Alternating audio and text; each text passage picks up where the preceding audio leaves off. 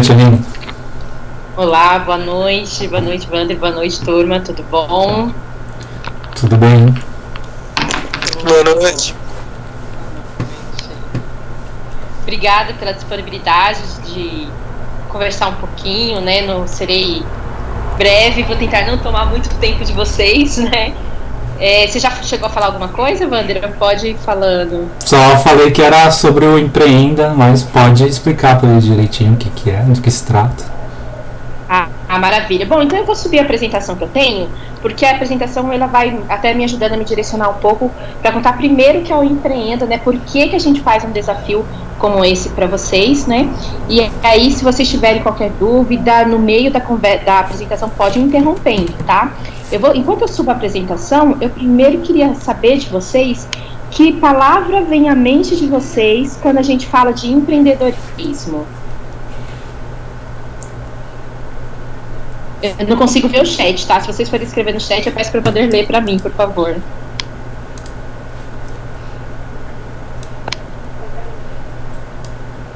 Alguém se arrisca? O que é a primeira coisa que vocês pensam quando ouvem falar de empreendedorismo?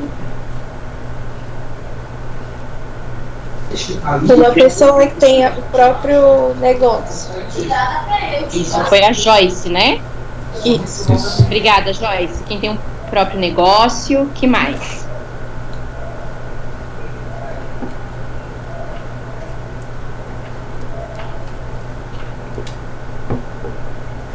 Alguém mais arrisca? Nossa, a internet está muito lenta, tá demorando para subir. Alguém mais arrisca? Oi. Oi, me conte o que vem, Jorge, o que vem na sua mente quando você ouve a palavra empreendedorismo? Qual é a primeira palavra que vem à sua mente?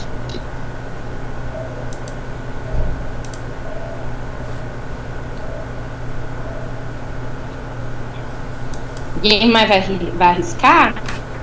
Desculpa, gente, demorou para subir aqui que estava lento. Bom, quando a gente fala de empreendedorismo... Oi, Paula, você levantou a mão, você gostaria de falar?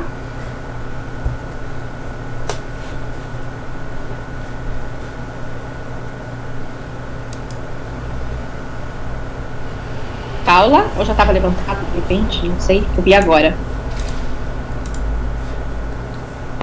Bom, eu vou seguindo, qualquer coisa vocês me interrompam, tá? Me interrompem. Tá bom. Interrompam, foi horrível. Tudo bem. Bom, vamos lá. Quando a gente fala de empreendedorismo, realmente a maior parte das pessoas pensa em primeiro lugar em ter um negócio próprio, em abrir uma empresa, em ser a sua empresa. Mas quando a gente fala de empreendedorismo, a gente fala disso, sim, mas também de uma pessoa que ela pode ser empreendedora em qualquer ambiente. A gente fala muito mais de uma atitude empreendedora, né? Aqui no Senac a gente levanta muito esse tema de empreendedorismo enquanto atitude empreendedora. E ter uma atitude empreendedora é a capacidade de agir de forma criativa e inovadora no seu ambiente. Esse ambiente do trabalho, pode ser o seu curso, pode ser sua faculdade, pode ser na sua casa, na sua família e dos seus amigos, né? Porque é muito mais uma forma de agir perante a vida, buscando inovação, buscando novas respostas, agindo com criatividade. E assim você gera riquezas para si e para a comunidade. E essas riquezas podem ser riquezas monetárias, quando você está falando assim de um negócio, ou do empreendedor, um intraempreendedor, que é o empreendedor dentro do seu ambiente de trabalho, mas você também está falando de novos processos, de novas formas de se trabalhar, né, de conhecimentos que muda ali a sua rotina, né? O trabalho de vocês é muito isso, né? O pessoal de TST acaba agindo muito na melhoria de processos, né? E acaba atuando de forma muito ativa, né? Vocês, no fim, vocês são pessoas que precisam ter uma atitude empreendedora no ambiente de trabalho. São profissionais que atuam de uma forma muito intraempreendedora, que é sendo empreendedores dentro do ambiente de trabalho de vocês, né? Tendo uma visão sempre muito curiosa, estando atento aos detalhes e principalmente buscando aproveitar as oportunidades. Então, esse é o conceito de empreendedorismo que a gente trabalha no Senac, porque todos os cursos do Senac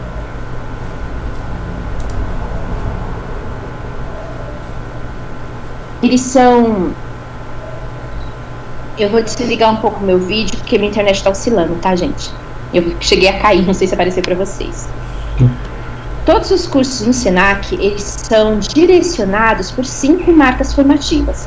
Essas marcas formativas é o domínio técnico-científico, que é o conteúdo do curso em si, atitude empreendedora, que é essa competência de levar esse conteúdo que você aprendeu no curso para a prática, visão crítica, que é um olhar diverso sobre todas as situações, né? Atitude sustentável, que é o impacto ambiental, e atitude colaborativa. E o convite que eu venho fazer para vocês hoje é uma oportunidade de vocês ampliarem o repertório de vocês sobre esses 5 temas, principalmente sobre empreendedorismo, né? Mas também de vivenciar um pouco disso na prática, porque além de todo o conteúdo, ele é também um desafio de empreendedorismo. Eu vou colocar aqui na sequência o vídeo que resume um pouquinho, e aí eu explico mais algumas questões, tá? Só um minuto, vamos ver se vai dar certo, se a internet vai ajudar. Muitos podem não perceber, mas desistir é a parte mais fácil na jornada de um sonho. E empreender é botar seu sonho em prática. Estão abertas as inscrições no Empreenda Senac. São 4 categorias: programas, ensino médio técnico e cursos técnicos, graduação e pós-graduação. Os participantes podem se inscrever individualmente, mas com exceção dos alunos matriculados em cursos de ensino à distância, todos precisam formar equipes de 2 a 3 estudantes. E temos mais novidades: todos os inscritos terão acesso aos nossos conteúdos exclusivos. Os participantes precisam enviar um vídeo de até 1 minuto apresentando sua ideia de negócio. Nessa etapa, você já está sendo avaliado. Leia e siga o roteiro. Ele é um instrumento importante para a construção do seu plano empreendedor. Os selecionados podem realizar uma pré-apresentação antes do painel de apresentações da nossa etapa final. São premiados os 3 melhores projetos de cada categoria. Todos os integrantes ganhadores recebem a participação em um workshop de empreendedorismo. No 3º lugar, cada integrante ganha um leitor de livros digitais para aprofundar seus estudos. E no 2º lugar, cada integrante recebe um tablet novo em folha. Os ganhadores do 1º lugar nas categorias programas de ensino médio técnico e cursos técnicos ganham uma viagem nacional para um centro de referência em empreendedorismo, contando com R$1.000 para ajudar com alimentação e hospedagem. E os vencedores do 1º lugar na categoria de graduação e pós-graduação levam uma viagem internacional e mais $1.000 de ajuda de custo. Confira o regulamento completo no site. O convite que eu venho fazer para vocês é para conhecer o Empreenda Senac. O Empreenda Senac, vocês já devem ter recebido e-mails, né, que a nossa GCR tem mandado alguns e-mails sobre já há algum tempo, desde o começo de junho, 1º de junho, que é quando abriu as inscrições. Então, esse desafio, ele acontece numa plataforma digital, ele já acontece sempre assim, não é por causa da pandemia, tá? Aonde este ano, além de os alunos do Senac serem convidados a apresentar as suas ideias de negócios, nós temos também uma série de conteúdos sobre inovação, sobre criação, sobre gestão de equipes, sobre empreendedorismo. Então, na verdade, em primeiro lugar, essa plataforma, do Empreenda Senac, como a gente pode chamar como um curso adicional que está sendo oferecido para todos os alunos do Senac São Paulo. Então, em primeiro lugar, o convite é para vocês irem conhecer essa plataforma e terem acesso a esse conteúdo, né? E aí, quem sabe, ao iniciar essa jornada empreendedora, e a gente fala jornada porque a plataforma vai mostrando em que momento você está na jornada, conforme você vai consumindo esse conteúdo, né? Quem sabe, conforme você vai avançando, você chegue ao momento de apresentar realmente uma ideia de negócios e aí passar para as próximas etapas. Como que isso funciona? Neste momento, iria acabar as inscrições em 7 de agosto, mas foi prorrogada até 24 de agosto. Nesse momento, a plataforma está recebendo as inscrições individuais. Por exemplo, se você se interessa em aprender mais sobre empreendedorismo, você não precisa nem já ter uma ideia de negócio. Se o tema empreendedorismo, criatividade e inovação te interessa, você entra no site, faz a sua inscrição com dados pessoais, nome, e-mail, CPF. A plataforma já irá te reconhecer como um aluno Senac, mas ele faz algumas perguntas, mas é breve, você responde em 2, 3 minutos, e aí imediatamente você já terá acesso a todo este conteúdo. E aí você tem até 24 de agosto para informar se você quer apresentar uma ideia de negócio, e essa ideia de negócio você pode ir desenvolvendo nesse período, né? Porque muito do conteúdo que tem lá no site é um conteúdo com o objetivo de te inspirar a criar, a pensar em novas ideias. Então, até 24 de agosto você é convidado a informar se você vai colocar uma ideia de negócio para ser apreciada e se for apresentar a ideia, se você vai fazê-lo de forma individual, ou que isso só está sendo liberado este ano, porque geralmente é sempre equipe, ou se você prefere montar uma equipe com outros alunos que podem ser do seu curso, como podem ser de qualquer outro curso do Senac São Paulo, desde que seja da mesma categoria que vocês, que no caso de vocês é de curso técnico, né? A própria plataforma, ela tem uma ferramenta de match que te ajuda a conhecer alunos da sua categoria de outras unidades. Então, você pode montar uma equipe com pessoas de outras unidades, de outros cursos, que tudo bem. E aí, você tem até 24 de agosto para apresentar a sua ideia de negócio, se nesse período você acabar desenvolvendo uma ideia de negócios, né? Por mais que a gente fale que o principal, que é um desafio, um concurso de ideia de negócios, em primeiro lugar é uma plataforma de conteúdo, onde você tem vídeos, você tem podcasts, você tem muitos relatos de pessoas que passaram por essa jornada junto com a Empreenda Senac, ex-alunos, como tem também de alguns outros cases de negócios para que você conheça mais sobre o tema, né? Então, é uma oportunidade que você, aluno do Senac, tem de ampliar o seu conhecimento sobre empreendedorismo, de vivenciar, caso decida apresentar uma ideia, a prática, né, fora o projeto integrador, que já é um pouco disso, e inclusive você pode participar com o seu projeto integrador, se achar. É uma oportunidade a mais que você tem de vivenciar, tirar uma ideia da cabeça e colocá-la, organizá-la no papel. É algo que você pode colocar no seu currículo, né? Vai enriquecer o seu currículo, porque ele é um desafio extenso, né? É uma atividade extracurricular extensa. Vai ampliar o seu repertório, além de todo o network, as experiências de feedback, porque conforme as etapas vão evoluindo, as ideias de negócios, elas são avaliadas por uma banca, né? Então, é uma experiência a mais que o Senac oferece aí para desenvolvimento dos nossos alunos e sem nenhum custo. Isso é importante colocar, não tem nenhum custo para o aluno do Senac para participar dessa plataforma e ter acesso a todos esses conteúdos, né?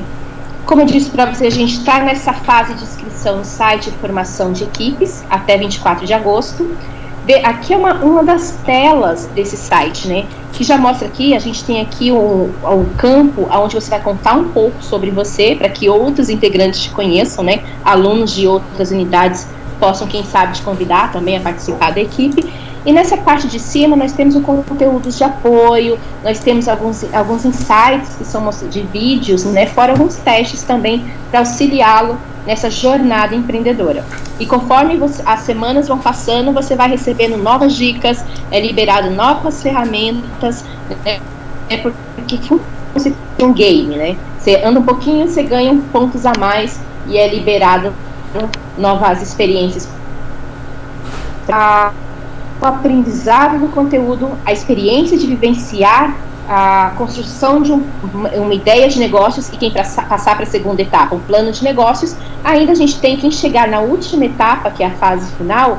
Os 5 integrantes de cada categoria irão ganhar um workshop de negócios e ainda quem se destacar nas ideias de negócios. Em terceiro lugar, todos os integrantes da equipe ganham um leitor de livros digitais.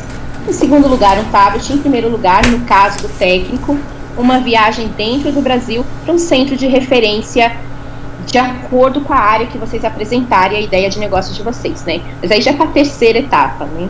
Conforme vai evoluindo a participação. Nós estamos aqui neste momento da fase inicial, que é essa primeira linha de apresentação de ideias. Aqui ainda consta como 7 de agosto, que essa imagem, como a mudança a prorrogação saiu na sexta, ainda não foi gerada uma nova imagem, mas até o final de agosto a gente está nesse momento do aluno Senac conhecer a plataforma, aproveitar o conteúdo e, de acordo com o seu interesse, desenvolver uma ideia de negócio. E aí é uma jornada que você não vivencia sozinho. Os alunos, os professores do Senac são todos disponíveis para ajudar. A gente tem um plantão de dúvidas também do Empreenda, específico, em um outro Teams, uma equipe do Teams que te ajuda também a desenvolver essa ideia de negócio. E fora as próprias dicas da plataforma, né? A gente já soltou um e-book que dá algumas dicas para criar esse vídeo, que neste momento a apresentação da ideia de negócio não é um plano de negócio, é um vídeo com menos de 1 minuto, onde você vai falar qual é a sua ideia, como ela funciona e como você ganha dinheiro com isso. Essa primeira etapa é somente isso, né? Isso para quem decidir apresentar uma ideia de negócios. Na segunda etapa, aí sim é um plano de negócios, mas aí é liberado novos conteúdos, teremos a gente faz em conjunto com toda a equipe do Senac. Essa etapa, a segunda etapa, começa no final. E em fevereiro nós temos a etapa final, que é com aquele workshop que eu comentei com vocês, com a apresentação num grande evento. Ano passado esse evento aconteceu no Centro Universitário de Senac. É realmente por isso que é algo que engrandece o currículo, porque é uma jornada longa, né, com muitas etapas, então tem muito aprendizado aí para quem topar participar com a gente. O que é importante falar? Para se inscrever no Empreenda Senac, para participar nesse momento, você não precisa já ter uma equipe. Na verdade, a gente até flexibilizou o regulamento e não vai mais ser obrigatória a equipe para os alunos do técnico. Você não precisa já ter uma ideia. Se você não pensa em empreender no momento, esse não é a prioridade ainda. A prioridade, o convite é para que você conheça a plataforma e conheça o conteúdo do Senac sobre empreendedorismo. E não precisa ter nenhum tipo de conhecimento específico. Se vocês não tiverem ainda o C de negócios, se você ainda não estudou nada sobre o tema de gestão, fique tranquilo, porque todo esse conteúdo tem lá na plataforma, né? Como eu disse para vocês, é como se fosse um outro curso que é oferecido aí para os alunos do Senac. O que você precisa ter para fazer a sua inscrição? Ser uma pessoa curiosa, ter vontade de aprender novos conhecimentos, vontade de conhecer novas pessoas, de aproveitar as oportunidades e fazer a diferença, né? A gente deixa aqui algumas ideias de negócios, né? Porque às vezes a pessoa pensa, mas o que eu poderia pensar? Pense, por exemplo, no que você gosta de fazer, o que você quer aprender a fazer, que problemas você percebe no seu entorno e não tem respostas, né? A gente vê muitos negócios surgindo nesse momento de pandemia, tentando atuar tanto em questões econômicas, né, como a gente viu agora, está nascendo uma cooperativa de entregadores autônomos, que eles não querem mais, eles têm um questionamento sobre os modelos do iFood, do Uber Eats, como tem negócios também sociais, né, a gente tem um case aí na Zona Sul, que é Paraisópolis, de um negócio de empreendedores sociais que estão agindo na prevenção e no atendimento à comunidade de forma bem mais eficiente do que muitas prefeituras, né? Um coletivo de empreendedores e de associações ali de Paraisópolis montou um esquema que faz o atendimento imediato, com fornecimento de alimentos. Eles têm um atendimento que eles oferecem uma equipe médica, mas enfim, é um exemplo de negócio de impacto social, né? Há várias possibilidades que nós temos aí de atuar. E que dificuldade você mesmo tem e não encontra nenhum produto ou serviço, né? Talvez seja aí algumas sugestões, né? E aí eu já deixo a dica que nós teremos aqui nas redes sociais do Senac, no Instagram do Senac, semana que vem, um bate-papo com 2 docentes da nossa unidade, que é a Maria Rosa e o Vinícius Del Rey, que vão falar um pouco sobre técnicas de ideação, né? É um bate-papo sobre criatividade, então toda vez que eu venho nas salas, e vai acontecer algum bate-papo, eu trago a dica, porque são coisas que podem te ajudar, né? Se você topar participar dessa jornada com a gente, a desenvolver a sua ideia e quem sabe seguir aí com a gente também para a segunda etapa, né? Bom, basicamente era isso que eu queria contar. Isso aqui são outras ferramentas, esse é o Canvas, né? Que eu deixei aqui, que eu tinha dado uma outra aula outro dia com mais calma. O Canvas é uma ferramenta bem legal para você também pensar em uma ideia de negócios, quem é o público-alvo, como que funciona essa sua ideia. É bem bacana para você validar e pensar se faz sentido, né? Porque às vezes a gente pensa uma coisa, mas o nosso usuário, aquilo não faz sentido para o nosso usuário, para o nosso público-alvo. Enfim. Para quem quiser conhecer mais, eu deixei o convite para ir lá no site. Nossa, gente, minha apresentação travou. Não está indo para a última página. Espera aí, deixa eu desligar meu vídeo para ver se melhora.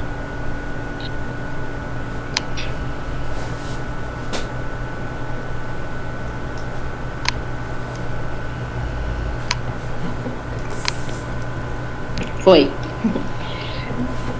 Desculpa, eu acho que eu falei meio rápido, né, gente? Vai chegando de noite, eu fico mais acelerada.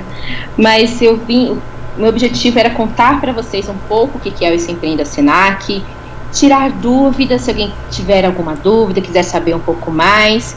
E deixo aqui para vocês o site, onde acontecem as inscrições, e os meus dados de contato também, porque a gente vai mantendo contato com os inscritos para auxiliá-los no desenvolvimento dessa ideia, né? Tem o meu e-mail, tem o meu WhatsApp, e a gente pode aí continuar conversando, e espero que vocês se interessem, porque é uma oportunidade bem bacana de aprender mais sobre empreendedorismo, sobre negócios, né? E muitos de vocês, né, talvez não, em algum momento, talvez não seja o objetivo, não sei, neste momento, quando saírem do curso, mas em algum momento podem pensar em empreender na área também. Então é uma oportunidade de aprendizado bem bacana, né? Então, meu convite hoje é para que vocês conheçam o Empreenda Senac, entrem no site, façam aproveitem esse conteúdo em primeiro lugar, e quem sabe aí, continue na jornada com a gente, né? Se algo não tenha ficado muito claro, enfim, fico aí à disposição.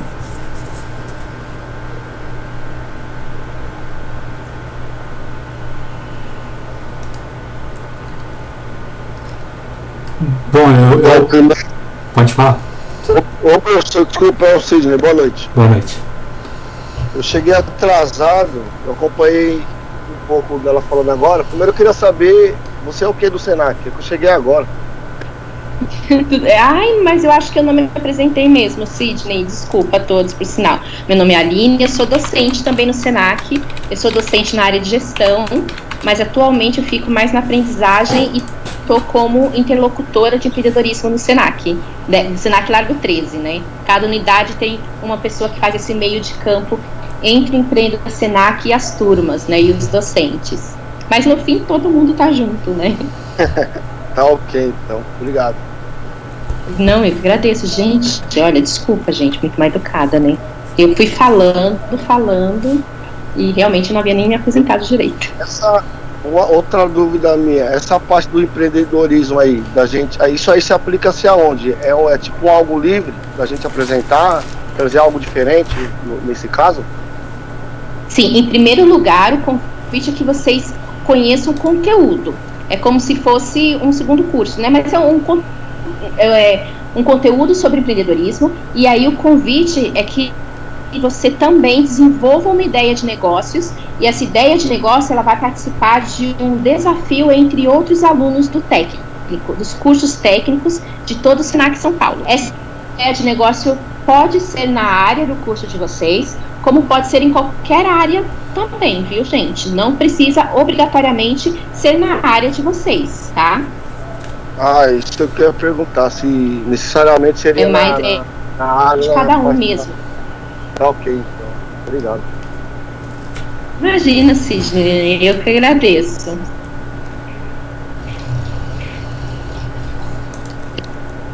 E fica um convite aí para os alunos, né, para eles pensarem em algum projeto voltado para a nossa área da segurança do trabalho, né, que tem muitas áreas do conhecimento que envolvem, que dá para você empreender na parte de ergonomia, IPI, alguma metodologia de análise de acidente, né? Então tem vários campos que dá para a gente desenvolver alguma coisa aí na segurança do trabalho. E aí fica o convite de vocês, né? Nessa época de pandemia, eu vejo que muitas pessoas estão começando a empreender, né? Umas por necessidade, outras por terem mais tempo, né, para se dedicar a algo que elas tinham desejo, né, de desenvolver nas suas vidas.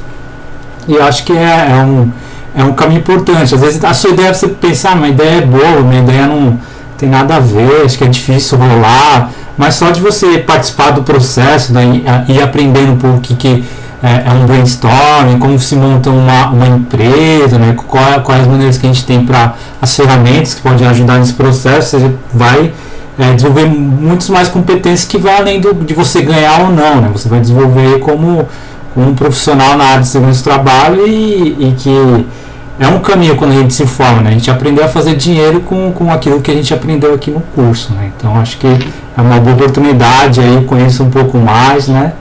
E obrigado aí pela Aline pela participação.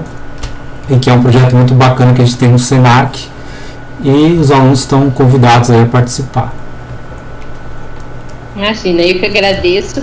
É isso que o Wander falou. Em primeiro lugar, é uma oportunidade de aprendizado, né? E realmente, uma ideia que vocês apresentarem é uma oportunidade que tem de validar isso também, de ver o que funcionaria, o que precisa ser melhorado, que vai ter a mentoria, vai ter as trocas que te ajudarão a pensar nisso, né?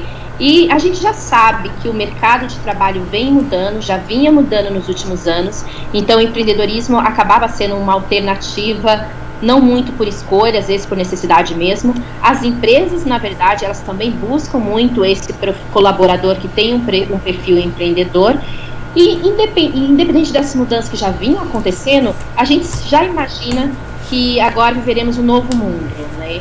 Nada mais será como antes. Então, quem estiver melhor preparado quando todo esse caos passar, com certeza vai se diferenciar, né? Porque se já estava tudo muito disputado, digamos assim, no mercado de trabalho, ou nesse novo mundo, seja lá qual mundo será esse quando tudo isso passar, com certeza isso será um grande diferencial, né? Fica o convite para conhecerem, entrem lá no site, qualquer dúvida manda e-mail, manda mensagem.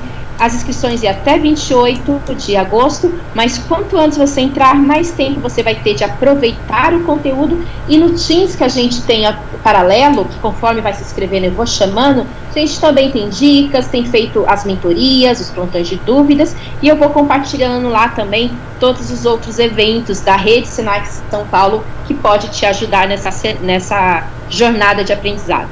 Gente, muito obrigada pela atenção, Wander, valeu pela parceria, pela possibilidade de estar aí com vocês, e qualquer coisa me mandem e-mail, fico à disposição de todos, uma boa noite.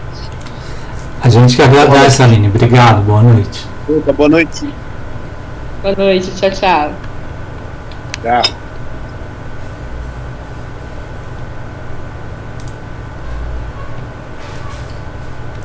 Voltemos.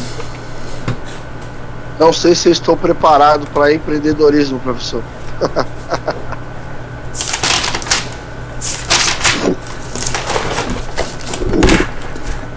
É uma área assim que quem se aventura aí tem muito a aprender, a desenvolver, né?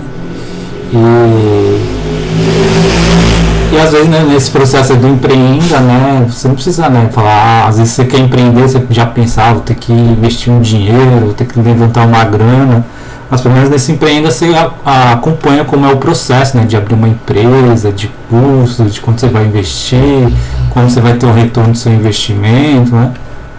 Então é bem bacana que você aprende coisas novas aí e como eu falei, a nossa área de segurança do trabalho tem muitos alunos que saem trabalhando por conta própria, né? Abre uma consultoria junto tem vários ex-alunos que juntaram ele com outro aluno, com uma outra aluna e abriram uma consultoria. Então aí trabalhando, atuando, né? Então às vezes a gente fica esperando o emprego do sonho, mas às vezes nós mesmos podemos correr atrás, né, e fazer o nosso próprio dinheiro. E aí acho que é isso que o Empreenda quer motivar aí nos alunos, né? Ela falou também, vai dar vontade de aprender e dar curiosidade também, né? Sim. Tá certo. Interessante. Beleza, pessoal. Quem tiver, não é obrigado, né? Quem tiver interesse, aí só correr atrás. Beleza? Então vamos para a aula de hoje. Pensei que a gente já ia descansar já. Então, vamos lá. Aqui na aula quem só descansa é o Max.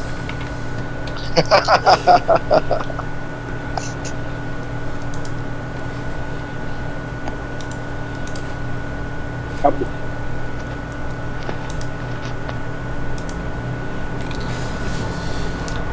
Então vamos lá, pessoal, vamos começar a aula de hoje, né? Continuando aí essa eterna UC5 que nós estamos. Uma novidade, eu acho que vai rolar mesmo a gente voltar a ter aulas em setembro. Acho que independente do cenário, as pessoas estão tentando cada vez mais voltar ao normal, né? A vida normal, né? Com os devidos cuidados. Então tem alguns profissionais do Senac que já estão deixando de trabalhar em home office e irem para unidades, né? Eu não sei como é que está na questão de atendimento, né? O Senac lá presencial está tendo atendimento, mas eu tenho alguns funcionários aí no Instagram, eu vi que eles postaram, estavam na unidade, e alguns, né, falando, falando que não está cabendo mais as causas para trabalhar, né? Então acontece. Então acredito que em setembro a gente, com fé, aí estamos de volta, seguindo os devidos cuidados, né?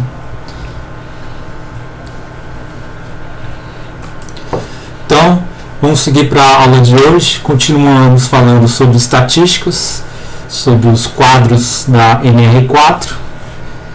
Então, só recapitulando, né, eu abri aqui a NR4.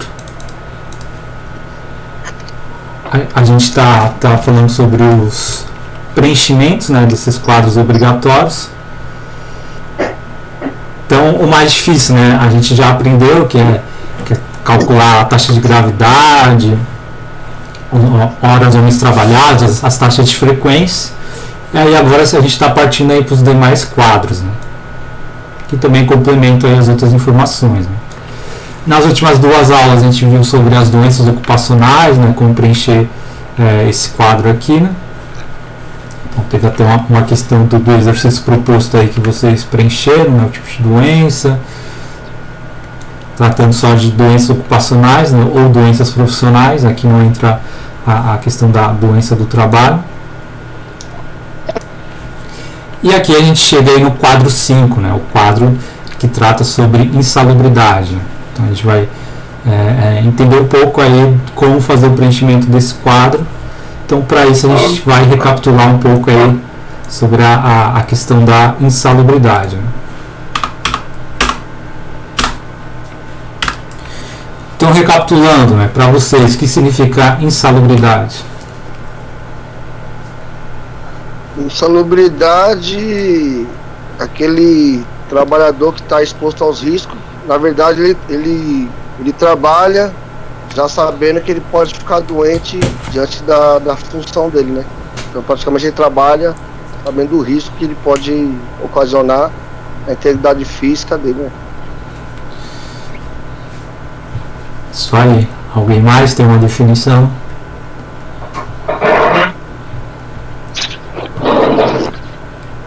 Para mim, insalubridade é que tem problema com a saúde e um problema com o corpo, e não que afeta ele a trabalhar por um certo tempo.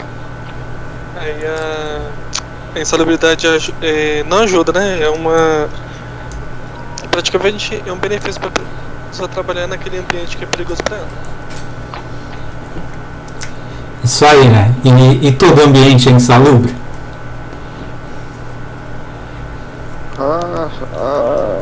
Acredito que não.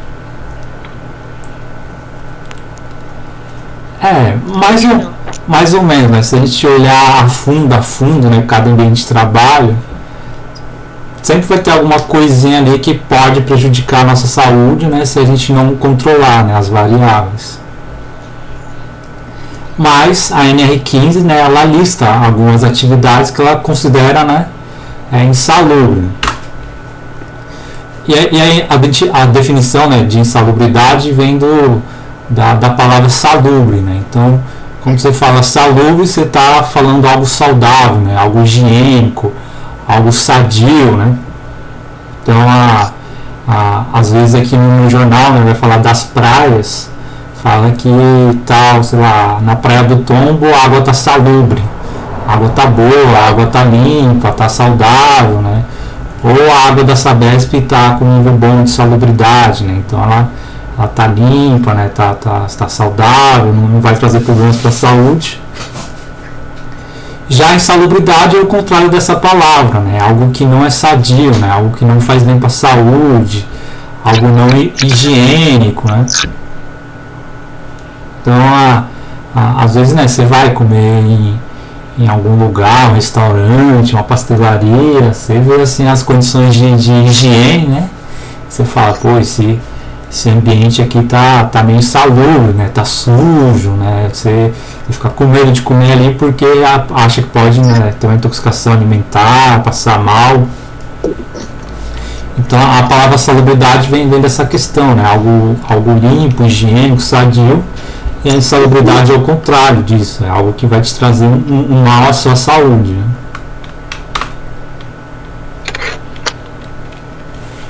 Então, sabendo, né, dessa questão de haver ambientes que possam causar mal à saúde, foi criada a NR15, né, Atividades e Operações Insalubres. Então, ela tem desde o início das NRs, né, em 1978, ela sofre algumas atualizações, né, e ela diz, né, que o ambiente salubre vai se caracterizar dependendo de 3 condições, né.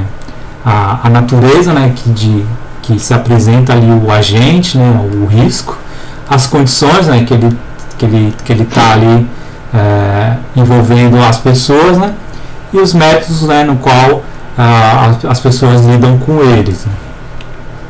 Então, às vezes o seu ambiente pode ter algo que é insalubre, mas o meio como ele é trabalhado, né, o meio que ele é manuseado, não vai se tornar, né, a atividade insalubre, né.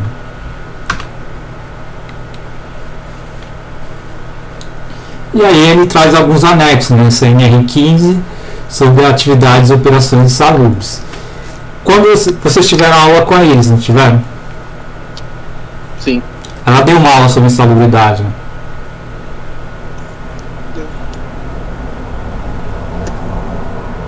Eu cheguei depois. Você não estava. Mas o restante aí, ela deu algumas questões aí de NR15, de salubridade. Beleza, então aqui a gente só vai recapitular. Fora a aula da Iris, a gente estudou NR15?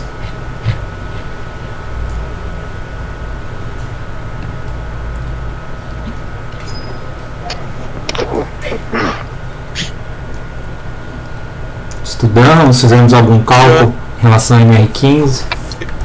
Sim, eu lembro que... A gente fez cálculo de ruído, não foi?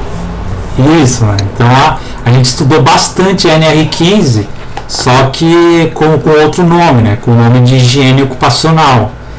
Então, lembra que a gente fazia os cálculos lá de calor, de ruído, e no final, na questão, a gente tinha que falar se a atividade era ou não insalubre. Então a gente estava estudando a NR15 na prática, né? Em como a gente mede, né, e faz os cálculos e faz a caracterização dela dentro do ambiente de trabalho.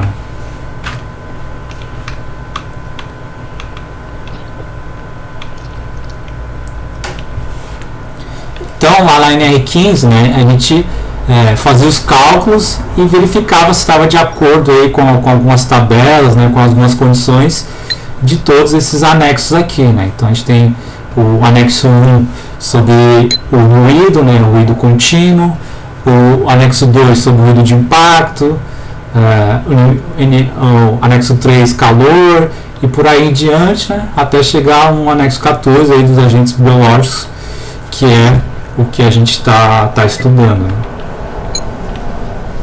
Então a NR15 aí é uma das NRs mais importantes, né, e mais extensas aí, com bastante conteúdo, né? E aí para você se especializar mais nela, tem alguns cursos aí sobre só insalubridade ou próprios cursos aí envolvendo higiene do trabalho, você vai atender mais ao fundo, né? Fora toda a bagagem que a gente já teve aí de aula durante o curso. E vocês também têm o livro aí de higiene ocupacional, né, que acho que alguém estava lendo aí, mostrou nas últimas aulas. Você também vai aprender bastante aí a fundo sobre esses agentes, né. Então, lá na higiene ocupacional a gente estudou agentes físicos, químicos, biológicos, e aqui a gente pode ver eles misturados, né, em diferentes anexos aí para a gente consultar.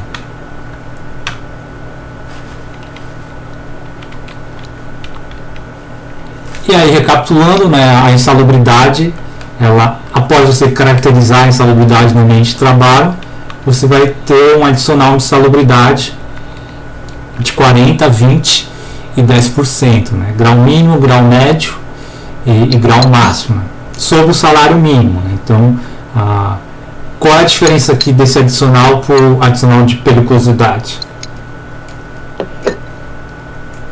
A diferença desse daí é que a periculosidade ela paga 30% acima do seu salário. Certo, sobre o salário base, né? O salário sem 13º, sem hora extra, né? Aquilo que geralmente está na carteira de trabalho lá do colaborador, né? Vocês tiveram uma aula sobre periculosidade? Qual é isso?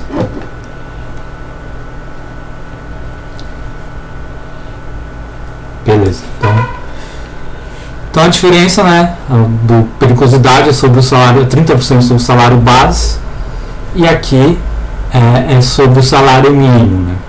Eu pergunto, qual é mais vantajoso o cara receber financeiramente? Salário base. Sobre o salário base, né? Dependendo da situação, né? Dependendo da atividade do cara. E aí é sobre o salário mínimo, né? Então por isso que eu falei dependendo da atividade do cara. O salário mínimo atual aqui em 2020 tá de R$ 1.045. Então o salário mínimo é um salário calculado aí pelo governo, né, de acordo aí com as necessidades básicas aí do ser humano, na qual ele consiga sobreviver. Não viver, né? Então a gente tem essa compreensão, né, de sobreviver é bem diferente do que viver, né, na minha visão. É realidade, né? Então muitas vezes a gente trabalha, né, grande parte da população trabalha para sobreviver, né, ainda com dificuldades, né. Viver é pessoas que estão em outro patamar, a gente vê principalmente países desenvolvidos, né, pessoas que trabalham, às vezes ganham pouco, né, mas conseguem viver, né, conseguem ter os seus bens, né, ter um carro, uma casa, uma moradia, uma saúde boa, lazer, por aí em diante, né. Então esse é o salário mínimo aí atual que a gente tem. Então esse adicional de salubridade ele vai ser de acordo com o salário mínimo, né? Então, sei lá, às vezes, sei lá, dá um exemplo, né? O cara é mergulhador da Petrobras, ganha R$10 mil por mês, né? O cara da Petrobras, trabalha embarcado, né? Por aí em diante, então ele ganha R$10 mil. Esse adicional, né, para ele, às vezes não é muito benefício, né? Porque vai ser sobre o salário mínimo, né? Então 40% aqui de quase R$1.000 vai dar uns R$400 para ele ali, né? Será que isso está pagando a saúde dele em relação à agressividade lá da atuação dele?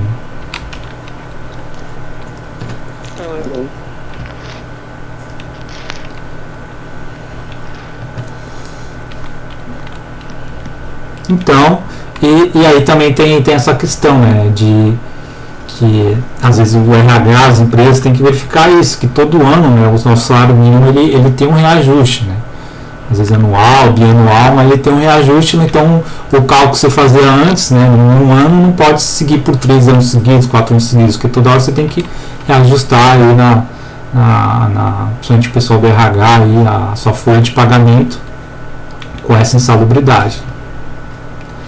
A mesma coisa sobre o cara que entra na justiça, né? Então, insalubridade tem muitas causas na justiça, né? Que a empresa não paga, aí o cara entra na justiça e aí a justiça obriga a empresa a pagar pelo menos os 5 anos que ele trabalhou exposto à insalubridade. Aí os cálculos vão ser, né, de acordo com o salário mínimo vigente.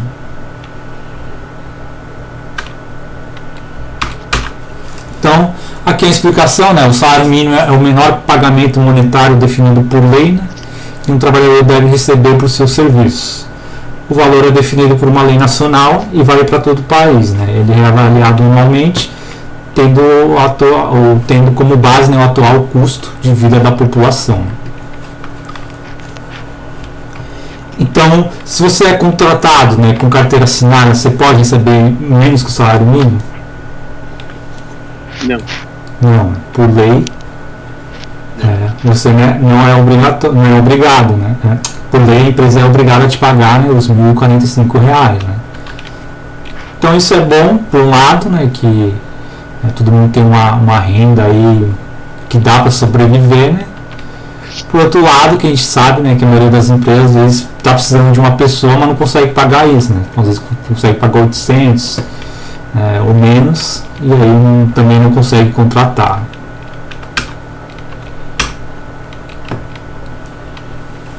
Então, voltando aqui em salubridade, aqui é um conceito importante, né? Não é a profissão que vai garantir a insalubridade, e sim o ambiente de trabalho, né, que ela está exposta.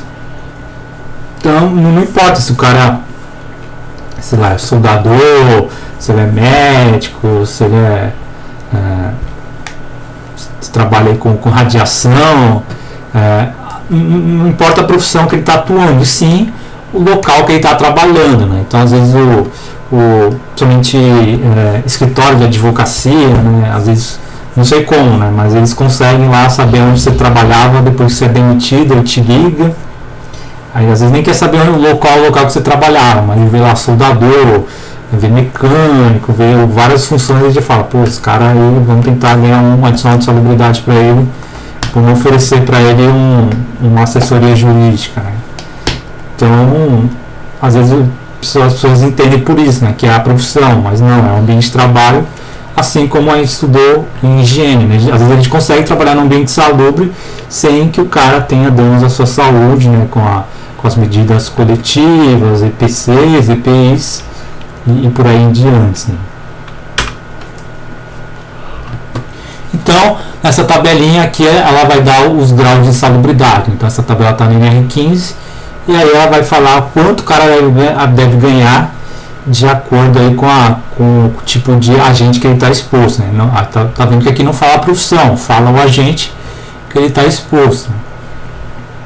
Então, por exemplo, né, o ruído, a insalubridade de 20%, grau médio, ruído de impacto, a mesma coisa, calor, 20%, radiação ionizante, 40%, ar comprimido, né, situações hiperbáricas, 40%, não ionizante, 20%, vibração 20%, frio 20%, umidade 20%, agente químico vai depender aí do limite de tolerância de cada agente, né, a exposição pode ser de 10, 20, 40%, poeiras minerais, que a gente falou numa das aulas passadas, 40%, agentes químicos como os metais pesados, né, então vai variar de 10, 20, 40%, e agentes biológicos também vai dependendo da função, né, 20% e 40% aí, da função não, do ambiente de trabalho que a pessoa está, 20% a 40%.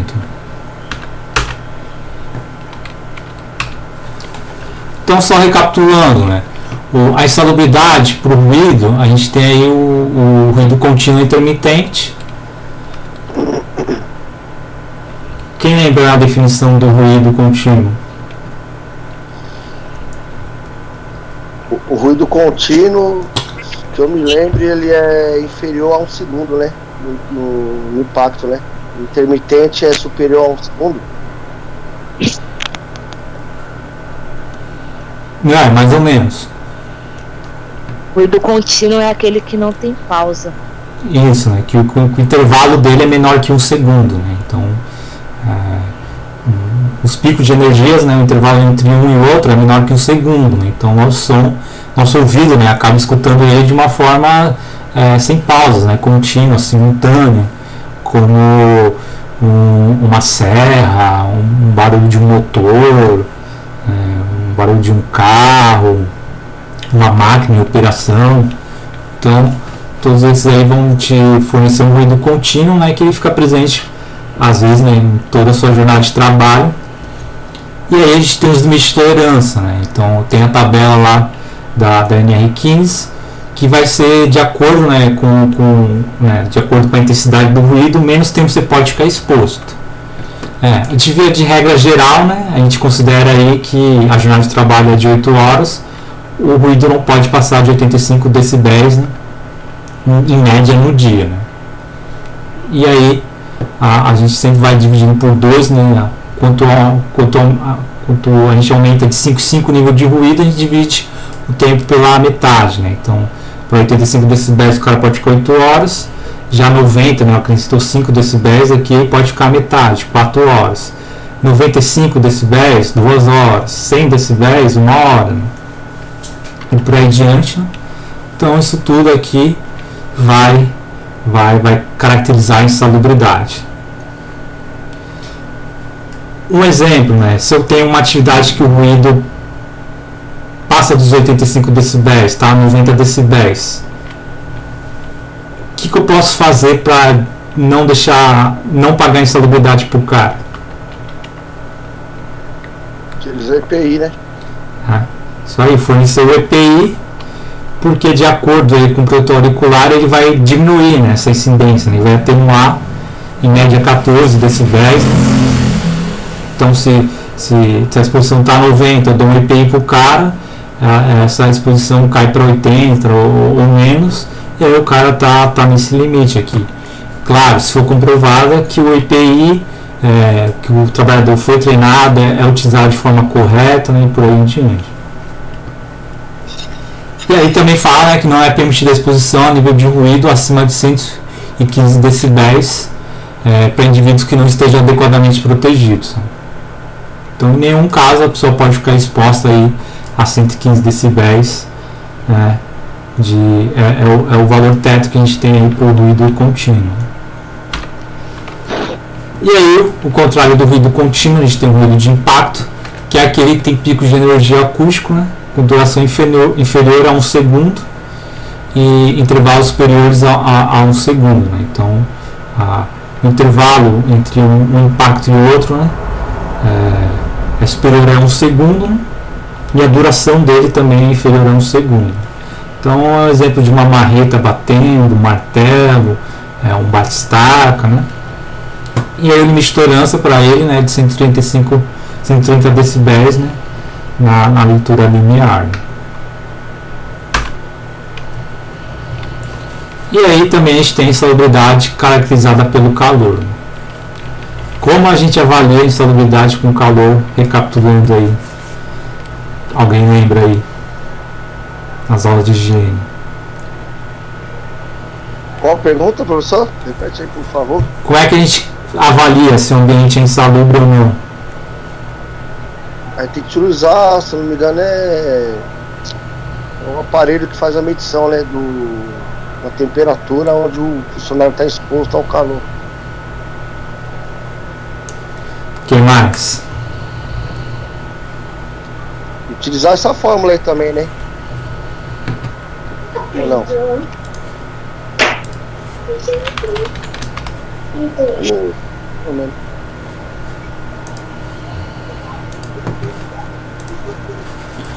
Então, recapitulando, né, na exposição do calor, né, a gente utiliza esse instrumento aqui. Quem lembra o nome dele? É o... esse termômetro de globo. Também pode ser chamado assim, né? A gente chama ele de medidor de estresse térmico, né? Ou medidor de IBUTG, né? Índice de bulbo úmido e termômetro globo, né? Então, nas nossas aulas lá de higiene, a gente viu, né, como calcular aqui o IBUTG, né, só para entender o que esse instrumento dá, né? Esse instrumento, ele vai fazer esse cálculo de IBUTG, né? Ele tem 3 leitores aqui, que ele vai pegar a radiação, né, que está sendo emanada no ambiente. O outro, ele vai verificar a taxa de evaporação, né, do ambiente, né, de quanto rápido a água evapora ali naquele local de trabalho. E o outro, ele vai pegar a temperatura efetiva, né, a temperatura como a gente tira aí com um termômetro de mercúrio, um termômetro digital. Então ele vai tirar três verificações, né, 3 variáveis, e ele vai te dá esse índice de BUTG, né? Então ele está somando 3 operações aqui, né?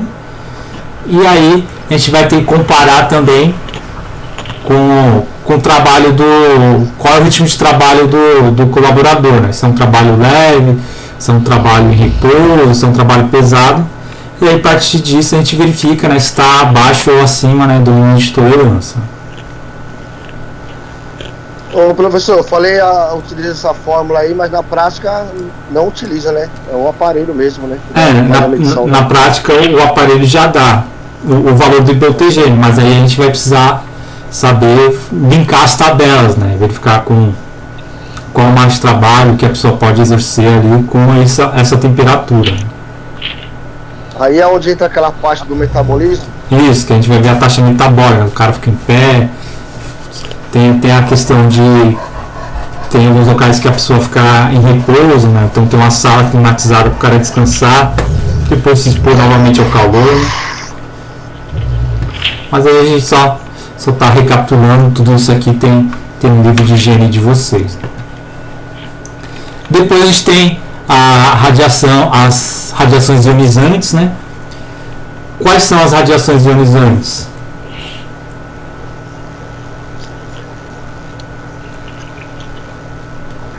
Raio-X. O que mais?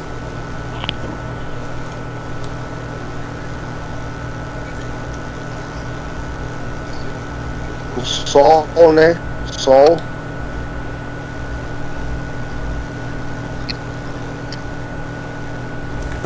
O que mais? Ultravioleta. Radiações ultravioletas, né? Raios gamas, né? Infravermelho. Infravermelho não, infravermelho já é não ionizante. Né? Mas ele... Ah, tá. A gente tem 2 tipos de radiações, né? Então, recapitulando... Tem a luz visível, não, eu olhei rápido aqui, a luz visível e infravermelho não tá. Isso. Então, a caracterização da radiação ionizante é aquela que a gente consegue penetrar a matéria, né? Então, a radiação ionizante, ela tem uma frequência de onda, né, muito maior, e aí essa aceleração das moléculas consegue ultrapassar a matéria, né? Então consegue passar a placa humana, uma placa de material sólido, consegue passar a pele humana, né? E alguns até chegar nas nossas células e causar alterações, né? Então essas partículas conseguem atravessar aí a várias camadas, são as radiações ionizantes, né? Ela consegue ionizar átomos do corpo humano. Então por isso a gente tem atividades aí que a pessoa está exposta à radiação e tem o adicional de salubridade.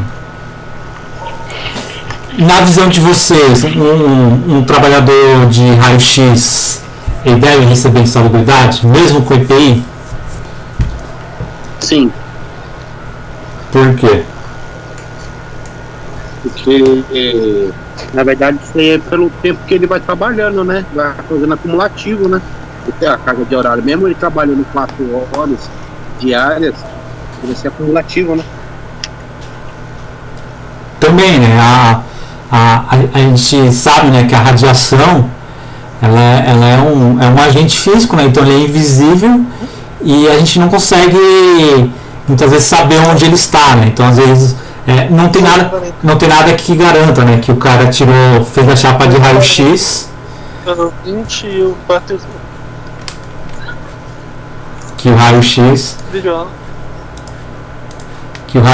ele as partículas dele não vão ficar ali presas na mesa, na cadeira, no ar ali que a pessoa está respirando, né? Então a radiação, mesmo ainda aí com muitos anos que ela foi descoberta, há algumas questões que ainda a gente não sabe muito bem ao certo como ela se dissipa, como ela se propaga, né?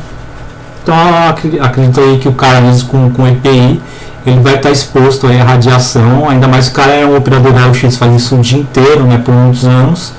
Acredito que há uma acumulação dessa radiação no corpo dele, e aí o adicional de salubridade faz lógica, né? Então o cara vai estar tendo aí uma perda da sua saúde ao decorrer do tempo, né? E a insalubridade vai estar comprando, né, a saúde dele, né? Às vezes comprando de uma forma bem barata, né, essa exposição ao risco. Né?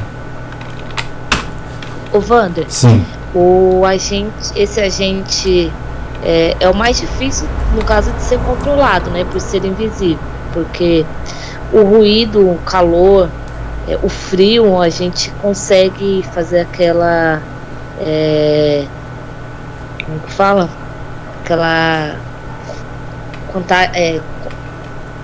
fazer aquela contagem qualitativa. Sim, a gente consegue sentir, né, ouvir. Já nesse caso esse agente, a gente não consegue ter um controle sobre ele por ser invisível. Sim, com certeza, né?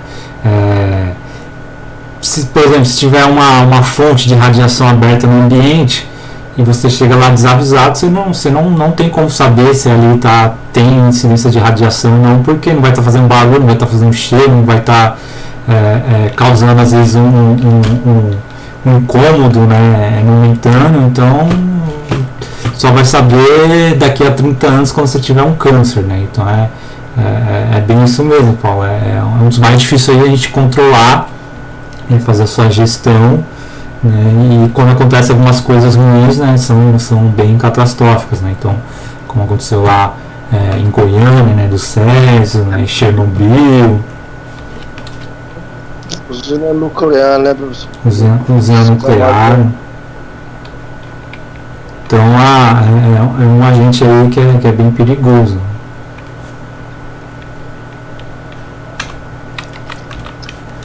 Então, seguindo aqui, foi pouco falado durante o curso esse agente aqui nesse risco, que é o trabalho sobre condições hiperbálicas. Então é uma condição assim bem específica, que assim, vai ser bem difícil vocês, não é impossível, mas pode acontecer, né? Vocês trabalharem em uma plataforma de petróleo, numa mineração, mas é uma condição bem específica, assim, que há muitas poucas oportunidades de trabalho que o cara realmente vai lá e vai fazer esses cálculos. Geralmente quem faz esses cálculos aqui de pressões hiperbálicas é um cara que só faz isso da vida, né? O cara às vezes é um engenheiro, mas o cara só presta serviço para isso, fazer esses cálculos aqui de descompressão, né? Então, só recapitulando, as condições hiperbálicas aquelas condições que a pressão do ar tá diferente que a natural. Então isso vai acontecer quando o cara vai para muito debaixo da terra, ou quando o cara trabalha em mergulho, né?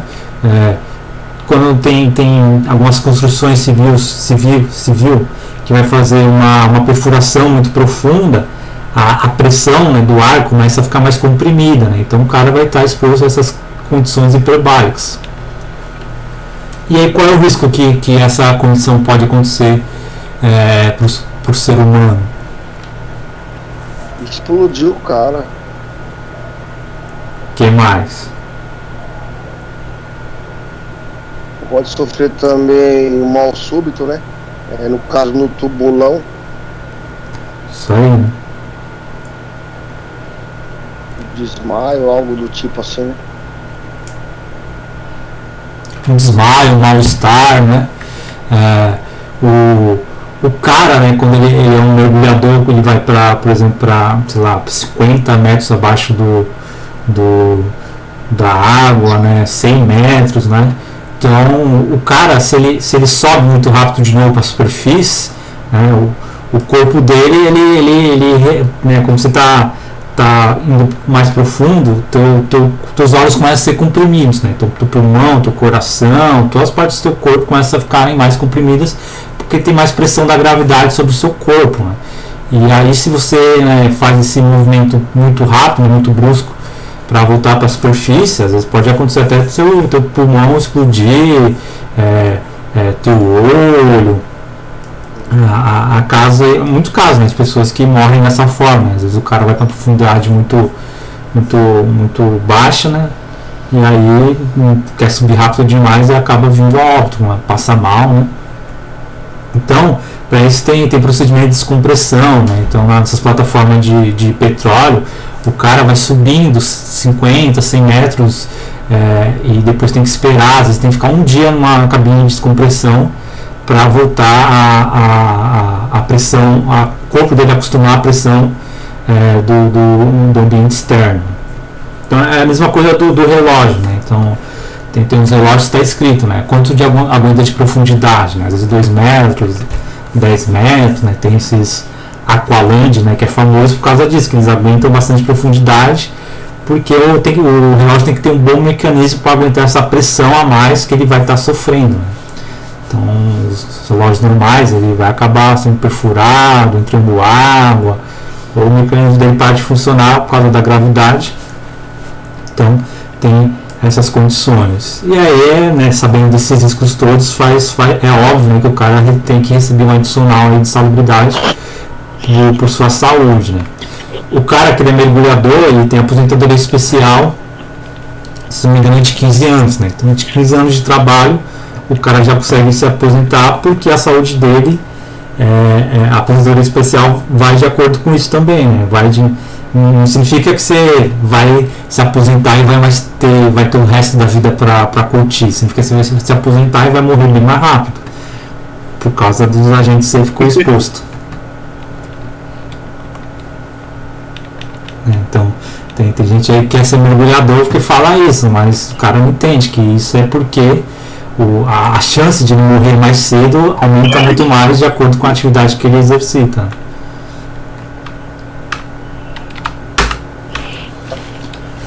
Então depois, né, não sei por que tem essa quebra, né, poderia ter o anexo 5 e o 6 ser novamente de radiação ionizante, mas tem essa quebra. Mas aí no anexo 7 vai falar sobre radiações não ionizantes. Então são aquelas radiações, né, que a sua frequência de onda não consegue penetrar na matéria, mas mesmo assim oferece riscos, né. Então a gente considera as radiações de micro-ondas, ultravioletas e laser, né? Então as operações e atividades serão consideradas insalubres em decorrência de laudo de dispersão no local de trabalho. E aqui também fala que a atividade de operações com radiações de luz negra, né, ultravioleta, não serão consideradas insalubres, né? Então qual é uma atividade que o cara está exposto à radiação ionizante?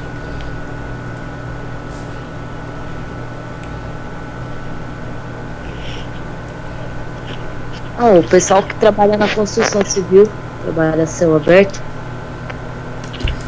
Na construção civil, né? Trabalha com telefonia. Telefonia também. Faz aquela manutenção, né, nas antenas aí de celular também, né? Também, né? O pessoal que sobe nessas antenas aí, a frequência, né, da onda tá muito grande ali, a intensidade da onda, a amplitude da onda, né, tá muito grande ali, e o cara acaba sofrendo mais riscos, né. O soldador também está exposto aí a radiação ultravioleta, né, que é causada aí pela chama, né, pela fundição dos metais.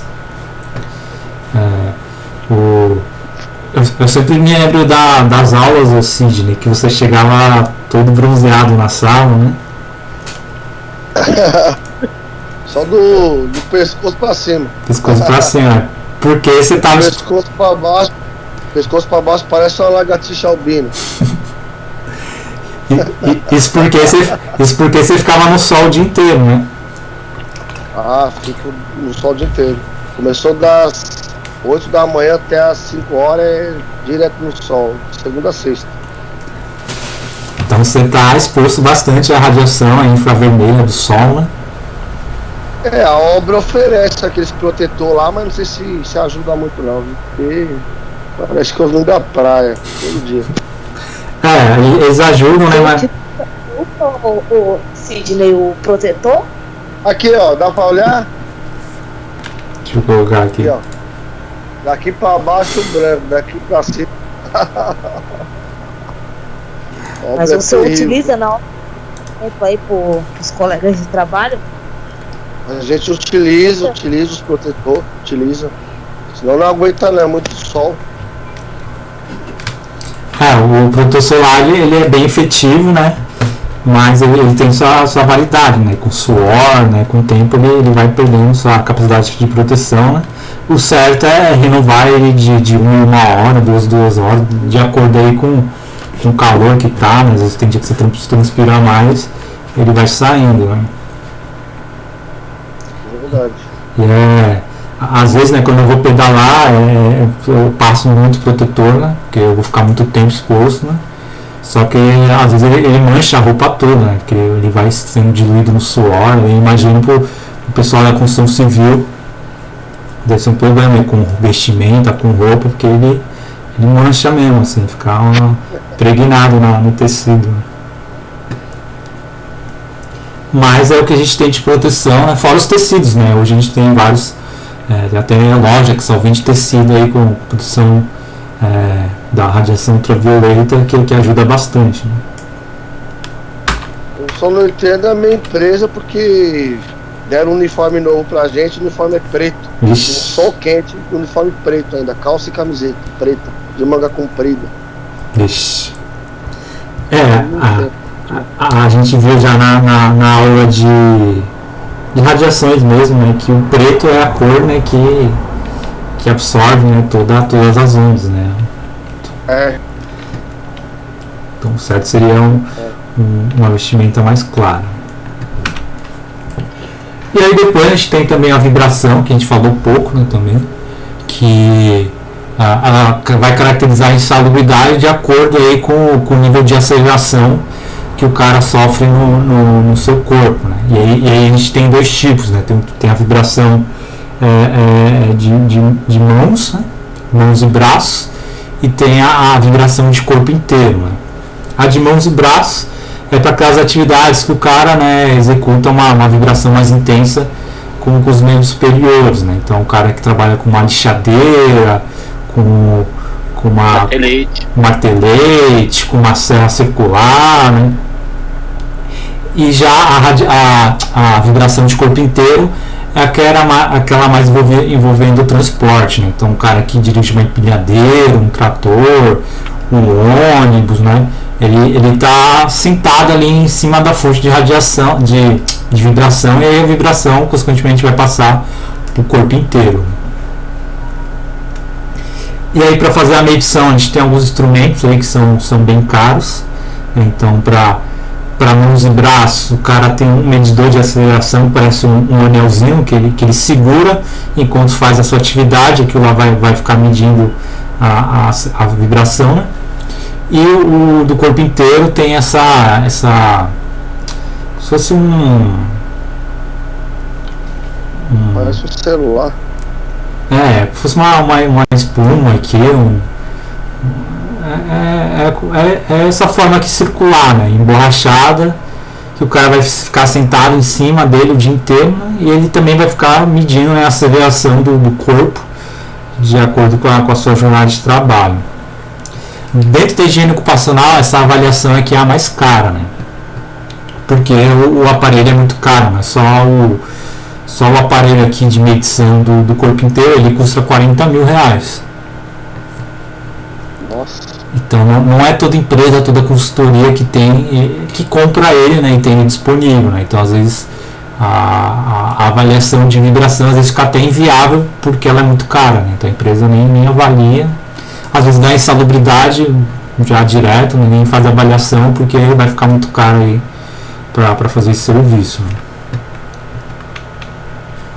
Mas é um agente que causa vários danos, vários riscos aí à saúde do cara, não só na parte musculoesquelética, né? Causa problemas estomacais, sistema nervoso. Então é um agente aí que ele é bem presente aí nos meios de trabalho, né? Depois tem o frio, né? Então considera a atividade insalubre, né, quando a operação é executada no interior de câmeras frigoríficas ou em locais que apresentam condições similares, que expõem os trabalhadores ao frio, sem a proteção adequada, serão considerados insalubres em decorrente ao laudo de inspeção realizado no local de trabalho. Então, fora o ambiente frigorífico, no Brasil, há algum outro local que apresente a condição do frio? Umidade, né? Pessoas que trabalham em lugar fechado, elas têm umidade também. Também, assim, mas chegar ao frio, assim, de menos 20 graus, menos 10 graus. Frio no extremo, quer dizer, né? É, o frio ao extremo? Isso, frio extremo. Nossa. No Brasil, né, como a gente é um país tropical, é difícil a gente ver situações dessas. Às vezes só em, sei lá, no Rio Grande do Sul, em regiões aí bem serranas, que a gente chega a temperatura abaixo de zero, mas ela é ocasional, né? Ela não é durante todo o tempo, né? Toda a jornada de trabalho do cara, é só em alguns dias. E aí no nosso país, né, onde a gente vai encontrar esse agente mais caracterizado vai ser em frigoríficos, né? Então em câmeras frigoríficas de mercado, açougue, abatedouros de carne, né? E esse agente, a gente consegue descaracterizar a insalubridade com EPI? Não.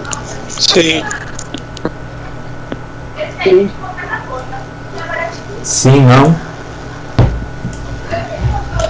O EPI resolve. Sim. Na Justiça do Trabalho, considera que não, que o EPI não é capaz, né, ele é capaz de diminuir, né, a exposição ao risco, mas a exposição ainda continua ali mesmo com o EPI. Então por quê? Mas tem um tempo, né, que ele ficou um pouco lá depois sai. Tem um tempo, né, mas eu entendo também que o ar gelado, né, o frio ele se apresenta até no ar gelado, né, então o cara aqui mesmo com o EPI inteiro, né, ele está com alguma parte do corpo exposta, né, ele está respirando esse ar gelado, né, e que eu acredito que vai fazer um mal para a saúde dele, né. Então essa questão do frio aí hoje em dia, pessoal que geralmente as empresas pagam insalubridade, essas que não pagam acabam perdendo na justiça aí, porque tem esse entendimento, né. E é um ambiente bem difícil de se trabalhar, né? Não sei se vocês conhecem alguém que, acho que o Gabriel já falou que às vezes entrava na câmera frigorífica, né? É um ambiente bem ruim, né? Fora a quebra térmica que você tem, né? Quando você está lá, fica um tempo, depois sai para o ambiente externo, né? Então você tem um choque térmico, né? Eu já trabalhei também um período, também é ruim demais, terrível. Então, né, nem para qualquer um. A mão congela rapidinho. Então, mesmo com o EPI, a condição do frio você ainda sente, né? É perceptível. Você não fica se sentindo quentinho, confortável. Então, vamos lá. Depois, o outro agente, né, que causa insalubridade é a umidade. Então, em atividades em operações executadas em locais alagados ou encharcados, com umidade excessiva capaz de produzir danos à saúde de trabalhadores, serão considerados insalubres, né, em decorrência de inspeção realizada no local de trabalho. Então esse agente aqui ele é bem difícil de se ver e aplicado, porque às vezes há a condição de o cara estar exposto à umidade, né, mas é momentânea, é ocasional, assim, né, não é o dia inteiro que o cara ficar encharcado, né, embaixo da água, né. Então às vezes acontece, né, em atividades que o cara trabalha em limpeza de canais, né, em linhas de esgoto, limpeza de tanques, né. Então na indústria é bem comum ter essa atividade, né, o pessoal contrata mergulhador para limpar um tanque, às vezes até tanque com dejetos humanos, né? Então um cara tem que ir lá e fazer a limpeza, ou às vezes tem fazer uma manutenção em algum equipamento, né? E o cara tem que entrar totalmente debaixo d'água, né? E aí ele está exposto, né, à umidade, né? Tem atividades também de garimpo, atividade de pesca, que o cara também fica exposto aí a situações, né? Ficar alagado ou encharcado. Mas fora isso, né, no dia a dia de trabalho é bem difícil, né? Às vezes acontece, né, de pessoal da limpeza, né, da limpeza comum, assim, de uma empresa, perde umidade, né, mas é verificado que o cara não fica o tempo inteiro, né, exposto lá, sei lá, às vezes com uma mangueira limpando o piso, né, só às vezes, né, e o cara não fica encharcado, né, então só os caras ficam embaixo da mangueira o tempo todo, né. E aí depois a gente tem a exposição aos agentes químicos. Então esses daqui eu acredito que vocês devem lembrar bem, né, que a gente tinha que verificar a medição, né, de quanto foi o material particulado foi levantado, e aí fazer uma comparação com os limites de tolerância lá da tabela da NR15, né, no quadro 1 do anexo 11, e lá tinha a proporção em ppm, miligramos por metro cúbico, e aí tinha que ver se tinha valor teto, verificar se tinha um valor máximo e por aí em diante, né? Então a gente fez bastante cálculo envolvendo esse agente.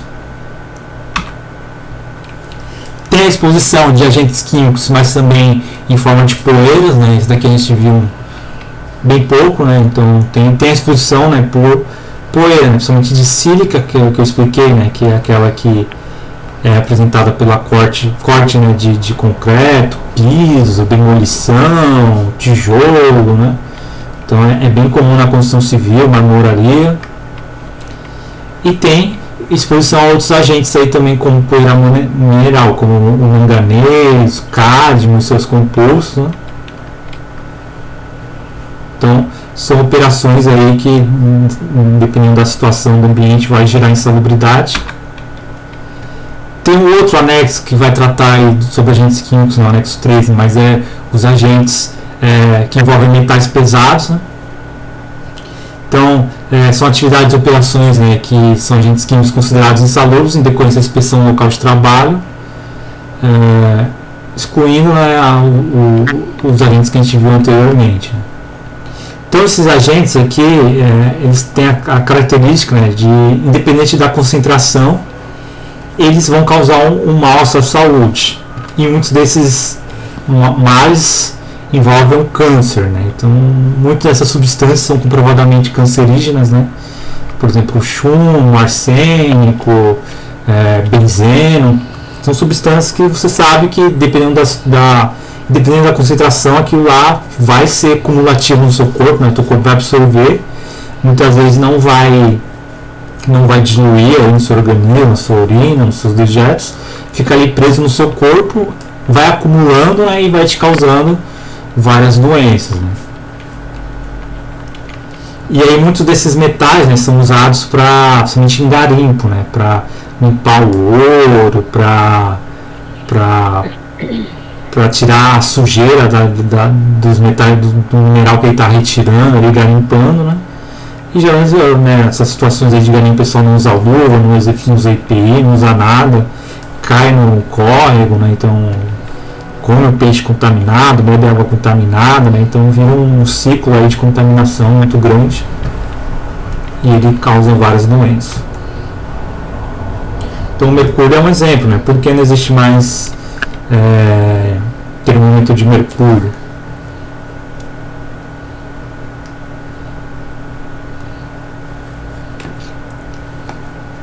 Por causa disso, né? Porque ele é um agente químico cancerígeno, a pessoa podia colocar aquilo na boca, quebrar, ingerir uma criança, né? E ser contaminada com esse agente, né? Então, em resumo, né? Os agentes que vão causar a insalubridade são esses aqui, né? Pegar o chá. Então, de acordo aí com o seu agente, vai te garantir um percentual diferente aí de insalubridade. E aí quem vai decidir, né, que um ambiente é insalubre ou não dentro da sua empresa? Quem é que vai dar o ponto final lá? Isso daqui é insalubre, isso daqui não é. A ANR? Não. A ANR também. A ANR vai te dar os procedimentos, né? Os limites de tolerância. O laudo técnico. Oi? Laudo técnico. De quê? O A LTCAT, né, que é o laudo técnico do Holotec, do ambiente. Isso aí, quem falou foi o Janderson? Isso. Aí, o cara já chega. LTCAT. O cara já chega mandando. Então tá certo, né? É o LTCAT, né? O LTCAT ele é um laudo técnico das condições ambientais do trabalho. Esse LTCAT, né, ele é um documento elaborado por um engenheiro do trabalho, na qual ele vai levantar, né, os agentes que tem ali no seu ambiente de trabalho, as concentrações, e vai verificar isso daqui de acordo com a tabela. Ah, o cara está exposto à vibração, o cara está exposto a frio, a empresa tem medidas de controle, tem um EPI, o EPI é eficaz, as medidas de controle, as medidas de engenharia são eficazes. Se são, não, ele vai colocar que o ambiente não é insalubre. Se não são, essa empresa não fornece EPI, não fornece nada, o cara vai colocar aqui no final desse laudo a atividade é insalubre. Então vai linkar, né, as atividades que tem ali na empresa, né? Então os caras tem um cargo de soldador, tem um cargo de mecânico, tem um cara de enfermeiro, um cargo de médico. Ele vai verificar quais são as condições de ambiente de cada atividade dessa e vai falar se o cara deve ou não receber insalubridade, né? Então o LTCAT é um laudo que tem a garantia, né, de que um cara técnico, né, conhecimento, avaliou como se apresenta a empresa e deu a conclusão se o cara deve receber ou não a insalubridade. Certo? Certo. Então tem passar um vídeo aqui que fala só todos os exemplos aqui de atividades, né, que garantiram a insalubridade aí para o trabalhador.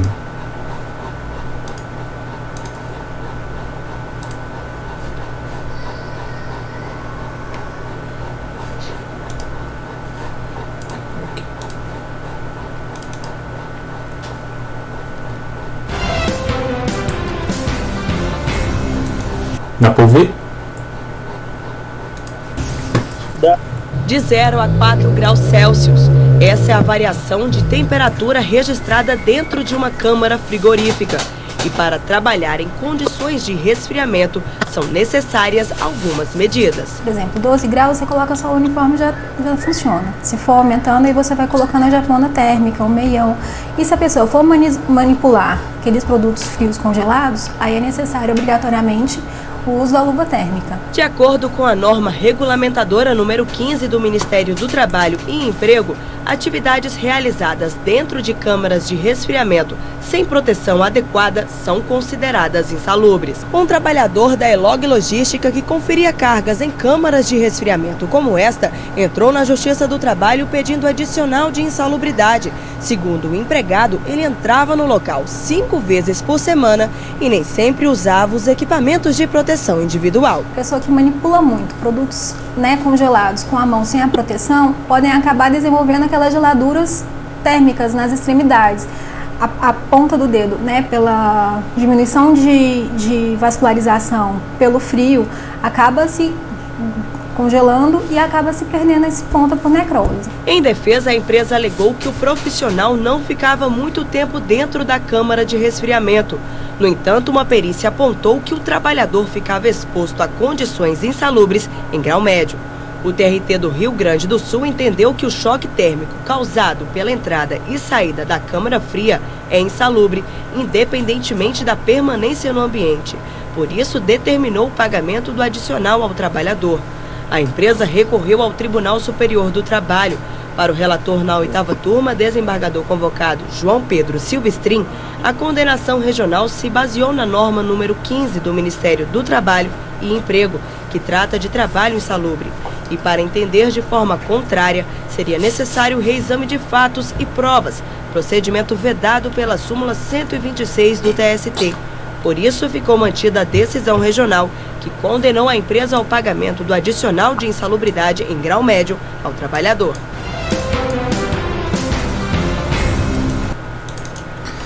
Então, nesse caso aí, deu para ver bem aquilo que eu falei, né? Então, o frio tem essa questão, né? Dependendo do EPI, aquilo lá vai fazer um mal para a pessoa. E aqui nesse processo eles pegaram a questão, né, do choque térmico, né? Vou ver mais um aqui.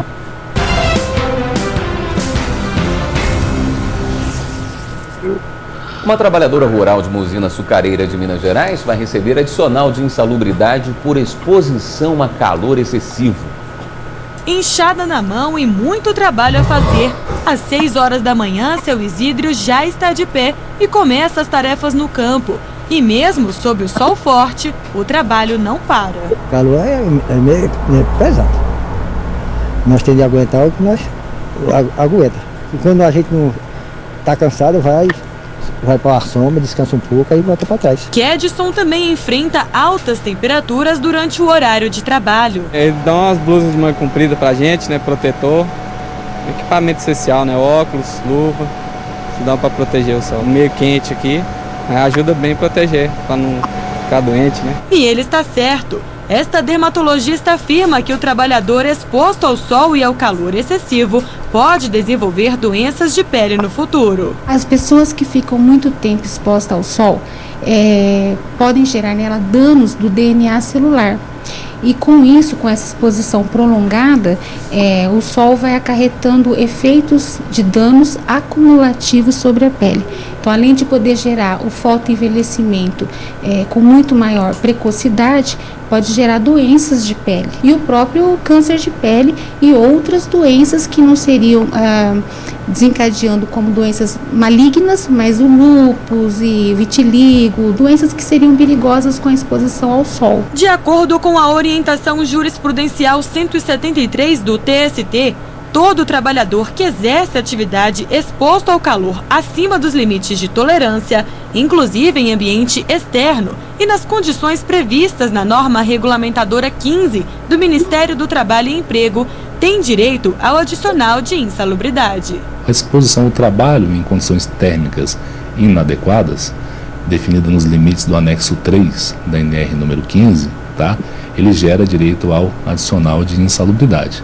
Então, tanto faz se você trabalha com calor excessivo em ambiente fechado ou se você trabalha em ambiente aberto e também tenha calor excessivo definido por norma pericial, por prova pericial, você tem direito ao adicional de insalubridade. Uma trabalhadora rural de uma usina açucareira de Minas Gerais entrou na justiça pedindo o pagamento do adicional de insalubridade. Ela alegou que ficava exposta ao calor excessivo quando realizava as tarefas diárias, como, por exemplo, corte e plantação de cana-de-açúcar. O Tribunal Regional do Trabalho Mineiro não aceitou o pedido da empregada. O entendimento foi de que, mesmo que a prova pericial tenha detectado o agente insalubre, a atividade a céu aberto não está inserida na relação do Ministério do Trabalho e Emprego. Ela então recorreu ao TST, que teve outro entendimento. O relator na quinta turma, ministro Emanuel Pereira, explicou que a decisão regional foi contra a jurisprudência do TST, que garante o adicional ao trabalhador que exerce as atividades exposto ao calor excessivo, inclusive em ambiente externo com carga solar. Sendo assim, a empregada vai receber o adicional de insalubridade.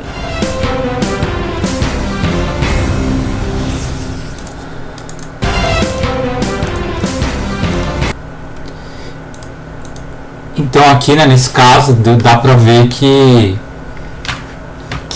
principalmente a questão do calor envolvendo o sol, ele tem algumas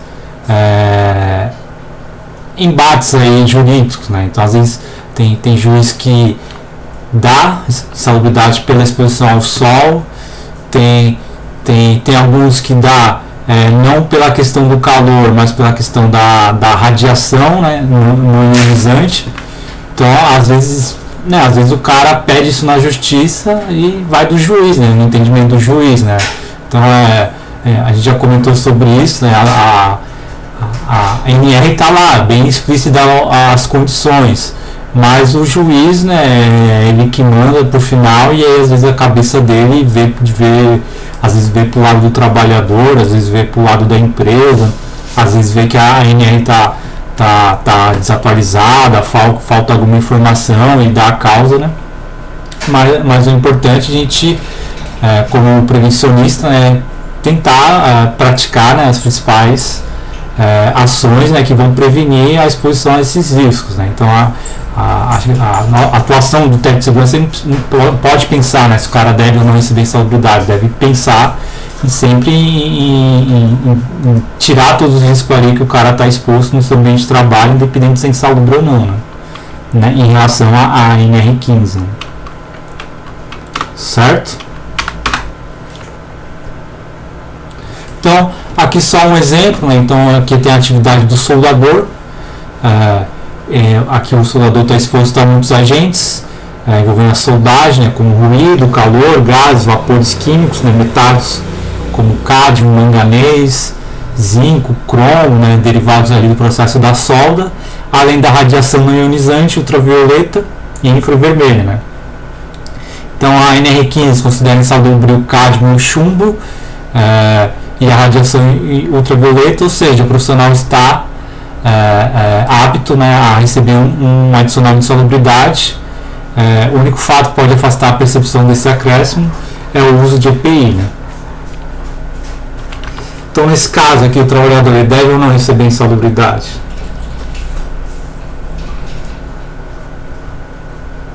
Sim. Por quê? Ele está sem nenhum tipo de proteção. Totalmente exposto ao risco, ao agente. Quais tipos de proteção falta aqui nele? Luva, mangote. Falta luva,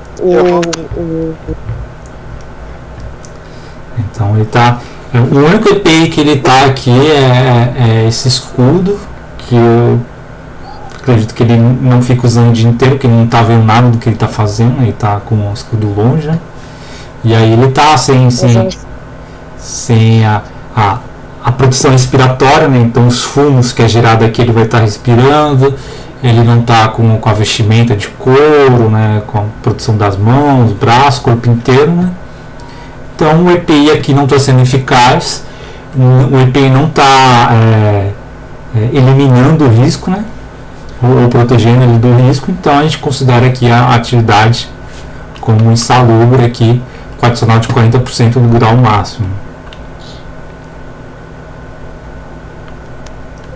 E aí às vezes a empresa fica brava para pagar o adicional de insalubridade, né? A condição de trabalho que ela oferece aí ao trabalhador, né? Então, por exemplo, aqui no caso, o adicional é de 40% do grau máximo, sobre o salário mínimo, né? Então vou pegar 40% e tirar do salário mínimo vigente, né, 1.045, e aí o que ele vai receber por mês aí no seu pagamento a mais, né, R$418, que é o entendimento desse valor, né, é o quanto que ele está recebendo pela saúde dele, né, para pagar a saúde dele que está sendo deteriorada aqui na sua atividade, né.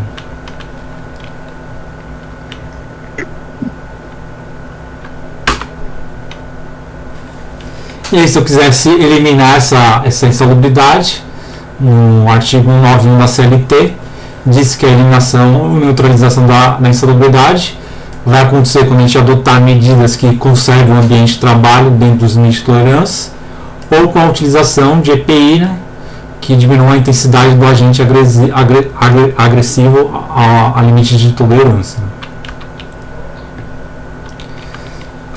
Então, também aqui a gente tem alguns problemas, né, que envolvem a questão do EPI. Né. Um exemplo, né, o ruído.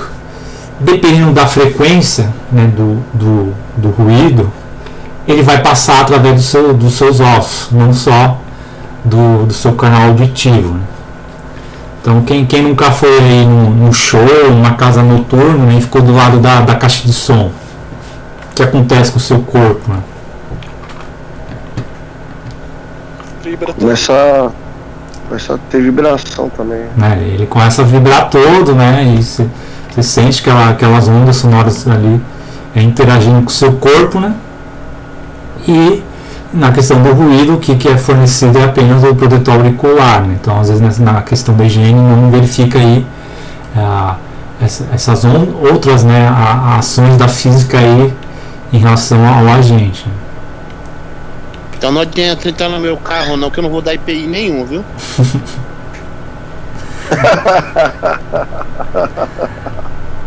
Então. Boa. Esses carros de som é um exemplo, né? O carro passa, treme a casa inteira, a janela, né? Gabriel já passou na minha mão já, pergunta pra ele. E aí com a gente do com a gente do frio também é a mesma coisa, né? Como eu expliquei, mesma coisa com calor também. Não existe um EPI que você consiga eliminar ali o calor do ambiente e o cara existe alguma vestimenta que o cara vai sentir, vai resfriar ele, vai sentir mais frio do que com o calor que está ali exposto? Não existe, né?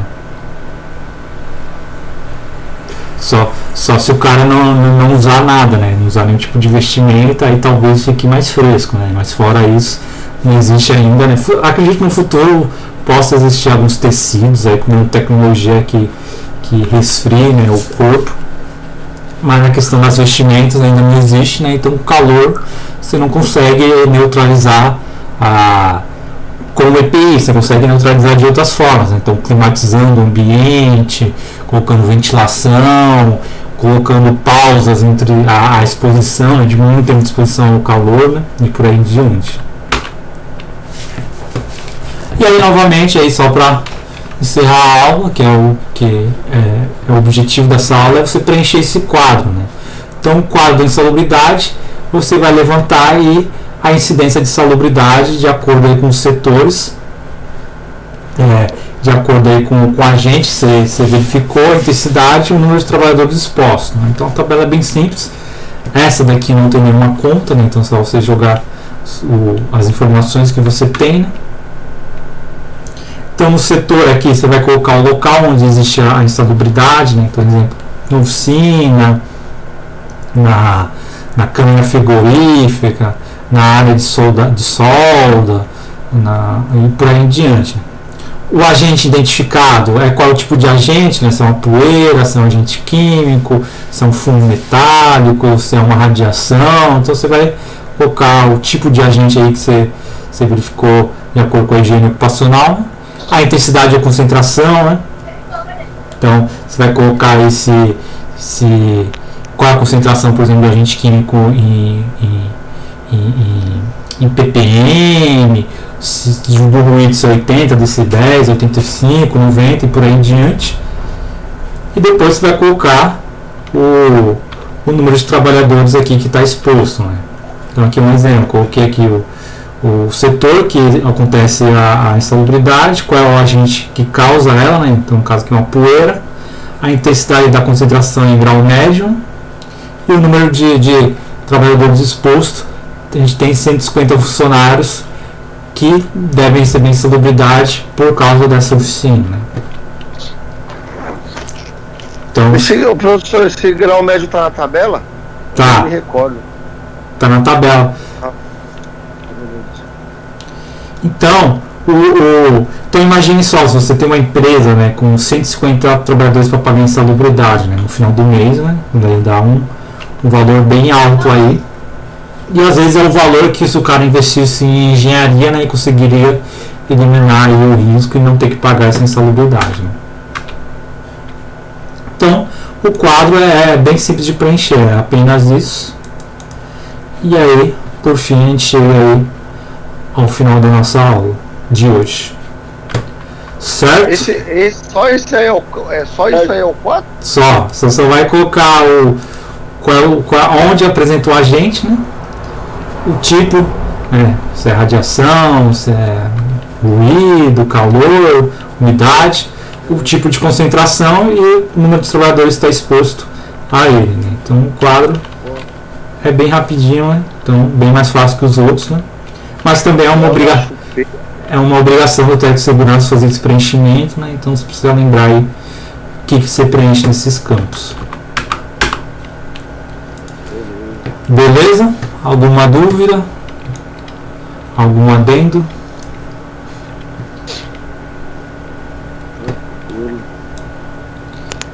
E aí amanhã a gente segue para uma das últimas partes aí das tabelas, que é a questão do custo do acidente. Fechou? Fechou. Então, pessoal, esse quadro aí é tudo da NR4? tudo da NR4.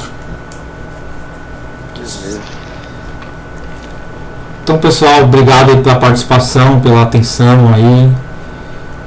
E até amanhã. Nos vemos nesse mesmo bate-horário, nesse mesmo canal. Falou, professor. Boa noite.